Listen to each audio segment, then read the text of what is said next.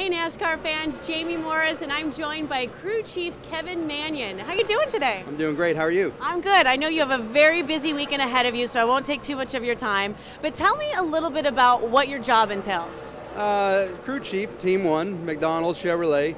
And it's kind of a lot of football fans out there like the head coach. You know, you got a car chief that works under you, and he kind of controls all the guys, but it's my job personally is working with my engineer and the driver directly, talking about the car, talking about what changes we need to do to the car, and then I'll take that and pass it on to Gary, our car chief, and that's pretty much it, you know. And then on race day, it's calling the race, when to pit, when not to pit, talking with your spotter, giving Jamie lap times, and you know, thinking about what's the next change to make to the car. And what are your expectations for this weekend's race?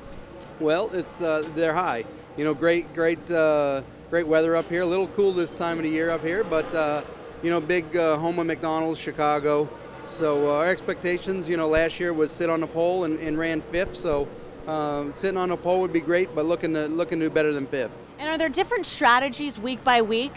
Every week is different. You know, the tire rule. There's amount of tires you can use.